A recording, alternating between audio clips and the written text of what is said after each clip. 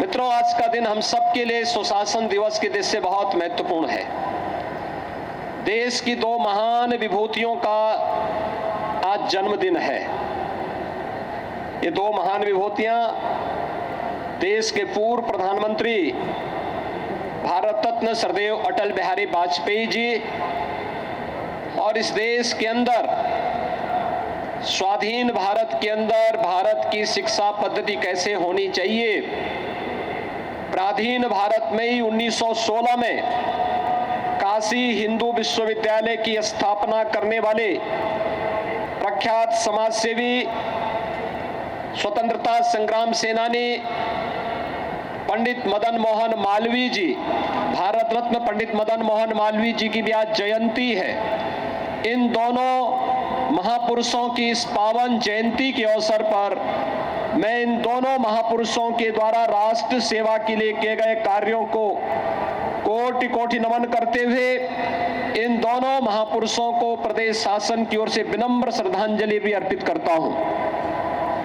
मित्रों, लखनऊ अटल जी की कर्म भूमि रही है और देश के अंदर 6 दशक तक भारत की राजनीति को उन्होंने जिस शुचिता पारदर्शिता के साथ एक नई दिशा देने का कार्य किया था, वह पूरे भारतवासियों के लिए सार्वजनिक जीवन में कार्य करने वाले प्रत्येक जनप्रतिनिधि के लिए और जीवन में सार्वजनिक क्षेत्र को अपनी सेवा का माध्यम बनाने वाले युवाओं के लिए वह सदैव प्रेरणादायी बना रहेगा।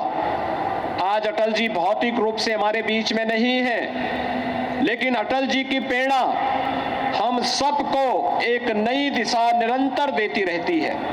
अटल जी ने एक बात बहुत मजबूती के साथ कही थी और मित्रों, मैं अपने युवाओं से भी इसके बारे में कहना चाहूंगा। उन्होंने एक बात कही थी कि खासतौर पर देश के सार्वजनिक जीवन में कार्य करने वाले सभी नागरिकों के लिए, और उन्होंने कहा था कि सिद्धांत विहीन राजनीति ये मौत का फंदा होती है। जीवन में व्यक्ति को कुछ मूल्य और कुछ सिद्धांतों के लिए जीना चाहिए। अपने लिए जीना ये जीना नहीं होता है, लेकिन जो व्यक्ति लोक के लिए जीता है, समाज के लिए जीता है, कुछ मूल्य और आदर्शों को लेकर के आगे बढ़ता है, उसी का जीवन सार्थक होता है और वही समाज के लिए प्रेरणादायी बनता है। अटल जी का पूरा जीवन लोक कल्याण के लिए था, राष्ट्र कल्याण के लिए था और युवाओं के लिए तो उन्होंने एक नई प्रेरणा ही दी थी। अटल जी ने एक बात कही थी, उन्होंने कहा था और मैं आप सभी युवाओं से कहना चाहूंगा, अटल जी ने कहा था कि छोटे मन से कोई बड़ा नहीं होता और टूटे मन से कोई खड़ा नहीं होता। याद रखना युवा साथियों, सोच कभी छोटी नहीं होनी चाहिए। बड़ी सोच होगी तो विराट सोच आपके व्यक्तित्व को भी एक नई विराटता प्रदान करेगी।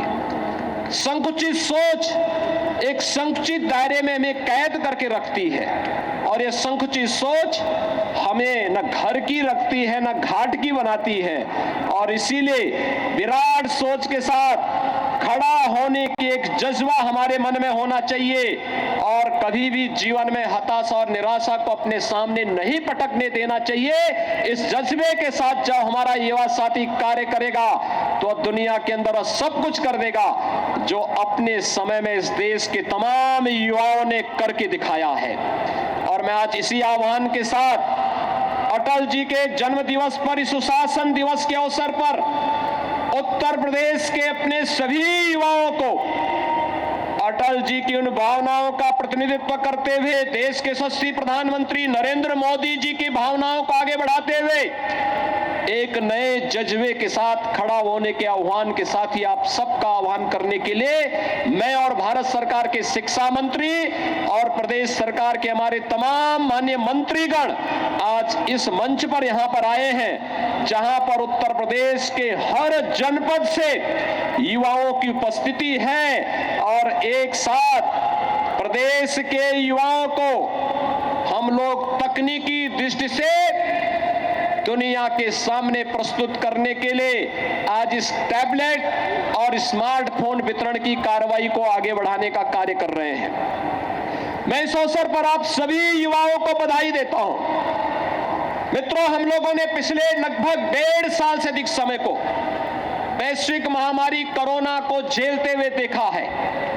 कोरोना महामारी ने पूरी दुनिया को तबाह किया, पूरी दुनिया को पस्त कर दिया। दुनिया की बड़ी बड़ी ताकतें कोरोना के सामने पूरी तरीके से पस्त होती हुई दिखाई दी। लेकिन भाइयों बहनों, देश के अंदर प्रधानमंत्री मोदी जी के नेतृत्व में कोरोना प्रबंधन जिस तरीके से आगे बढ़ा, हम लोग इस बात को देखते थे जब प्रधानमंत्री जी ने देश के अंदर जनधन योजना लागू की थी, हम लोगों को लगता था इस योजना का क्या लाभ होगा। लेकिन जब कोरोना कालखंड में जनधन अकाउंट धारी उन महिलाओं के खाते में डीबीटी के माध्यम से पैसा जाता था, तब लगता था प्रधानमंत्री मोदी जी की सोच दूरदर्शी सोच है। मोदी जी ने 7 वर्ष पहले तय कर लिया था कि हर गरीब का खाता होना चाहिए। अगर भाइयों बहनों गरीब का खाता नहीं होता तो गरीब के पास पैसा नहीं पहुंच पाता। प्रधानमंत्री मोदी जी ने स्टार्टअप इंडिया की शुरुआत 5 साल पहले कर ली थी। स्टैंड अप इंडिया की शुरुआत 5 वर्ष पहले कर दी थी। डिजिटल इंडिया की शुरुआत 5 वर्ष पहले कर दी थी और उसके परिणाम भी हम सबको देखते हुए दिखाई दे रहे थे। मैंने इसको बहुत नजदीक से देखा है। तकनीक का व्यक्ति के जीवन में क्या महत्व हो सकता है, यह हम लोगों ने कोरोना कालखंड में और भी मजबूती बहुत नजदीक से देखा है। मुझे याद है जब परीक्षाएं होनी थी, बच्चों की परीक्षाएं नहीं हो रही थी, उनको ग्रेडिंग नहीं तय हो पा रही थी और बहुत सारे युवा चाहते थे कि उनको कुछ अच्छी सुविधा मिले। मैं देखता था, गांव में जाता था, बच्चों से पूछता था पढ़ाई हो रही है? वे कहते थे पढ़ाई करना चाहते हैं लेकिन हमारे पास ऑनलाइन पढ़ाई के लिए कोई सुविधा नहीं है, स्मार्टफोन नहीं है, टैबलेट नहीं है, हम कैसे अपनी पढ़ाई को आगे कर सकते हैं। ऑफलाइन क्लासेस नहीं चल रही हैं, ऑनलाइन क्लासेस के लिए हमारे पास सुविधा नहीं है। और तब सरकार ने तय किया हम प्रदेश के 1 करोड़ युवाओं को टैबलेट और स्मार्टफोन देने के साथ जुड़ेंगे, जिससे ऑनलाइन एजुकेशन के साथ साथ ऑनलाइन एग्जामिनेशन की कार्रवाई को भी आगे बढ़ाया जा सके।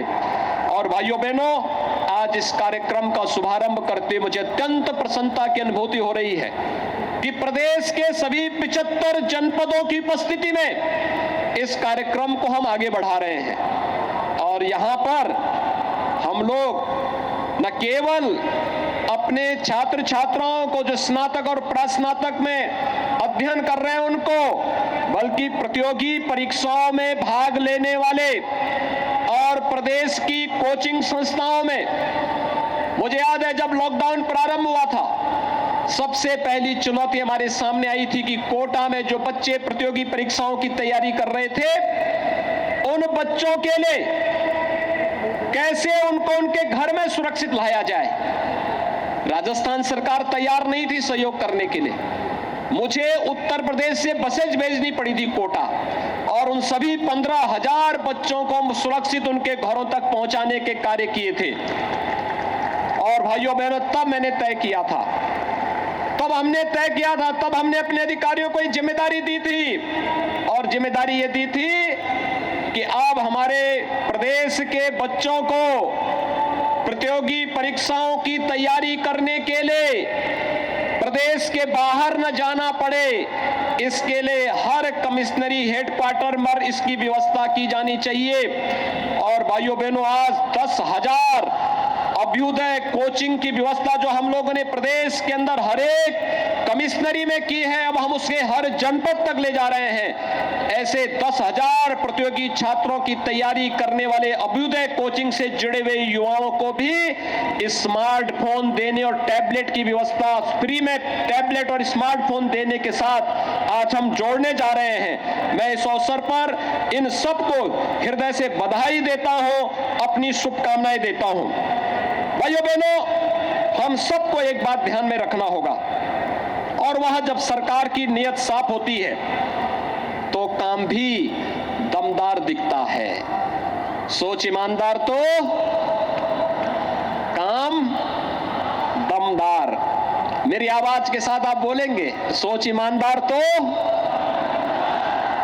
दोनों ओर से, इधर से आवाज आ रही, इधर से आ रही, लेकिन ये सामने से आवाज नहीं आ रही है। सोच ईमानदार तो भाइयों बहनों, ये काम दमदार का ही परिणाम है। याद करिए 2017 के पहले जो नियुक्तियां होती थी उनमें भाई भतीजावाद होता था। उसमें कुछ जगहों पर तो ऐसा होता था, कोई नौकरी चलती, कोई नौकरी निकली और नौकरी निकलने के बाद एक खानदान के लोग, एक वंश के लोग, चाचा भी, भतीजा भी और मामा भी, अरे सभी लोग वसूली में निकल पड़ते थे। ये सभी लोग निकल पड़ते थे। महाभारत का कोई रिश्ता नहीं छूटता था जो वसूली में नहीं निकलता हो। कहीं शकुनी मामा निकलता था, कहीं दुर्योधन भांजा निकलता था, कहीं कोई दुशासन निकलता था और कहीं पर कोई भतीजा निकल पड़ता था। लेकिन भाइयों बहनों, 2017 के बाद हम लोगों ने कहा कि प्रदेश के युवाओं के जीवन के साथ जो भी खिलवाड़ करेगा उसकी जगह जेल होगी, जेल। प्रदेश में पूरी पारदर्शिता के साथ भर्ती की प्रक्रिया होगी और भर्ती की प्रक्रिया को आगे बढ़ाया गया। 10 वर्षों में 2 लाख भर्ती नहीं हो पाई थी। हम लोगों ने मात्र अभी 5 वर्ष भी नहीं हुए हैं, 4.5 लाख युवाओं को प्रदेश के अंदर सरकारी नौकरी दी है। प्रदेश में कानून व्यवस्था की बेहतरीन स्थिति दी तो परिणाम सामने आ गए। एक तरफ जो माफिया पहले गरीबों की संपत्ति को हड़पते थे, व्यापारियों की संपत्ति पर कब्जा करते थे, सत्ता उन्हें संरक्षित करती थी, उन माफियाओं की अवैध कमाई पर प्रदेश सरकार का जब बुलडोजर चलता हुआ दिखाई दिया तो उसके बाद माफिया और अपराधियों के संरक्षणदाताओं के भी होश उड़ते हुए दिखाई दिए। लेकिन प्रदेश में निवेश बढ़ा, एक जनपद एक उत्पाद की नीति हम लोगों ने लागू की और परिणाम था 1,61,00,000 नौजवानों को प्रदेश के अंदर ही उन्हीं के गांव और उन्हीं के जनपद में रोजगार भी उपलब्ध होता हुआ दिखाई दिया। और यही नहीं भाइयों बहनों, स्वतः रोजगार के साथ विश्वकर्मा श्रम सम्मान जैसी योजनाओं के साथ जोड़ करके 60 लाख युवाओं को हम लोगों ने प्रदेश के अंदर स्वतः रोजगार के साथ जोड़ा। आज परिणाम है, लोग मौचक हैं। जब हमारे पास आंकड़े आते हैं 2017 के पहले 15-16 तक प्रदेश के अंदर अनएम्प्लॉयमेंट रेट लगभग 18% था। आज उत्तर प्रदेश के अंदर अनएम्प्लॉयमेंट का जो रेट है वह 4.5% है। ये दिखाता है हमारे प्रयास सही दिशा की ओर आगे बढ़ रहे हैं। हमें नए भारत के, नए उत्तर प्रदेश की ओर आगे कैसे बढ़ना है, ये प्रधानमंत्री जी की ईमानदार सोच को दमदारी के साथ प्रदेश के अंदर लागू करने का कार्य आज प्रदेश के अंदर लागू किया गया है। अड़ी सोमवार से शुक्रवार शाम 6 बजे सिर्फ TV9 भारतवर्ष पर।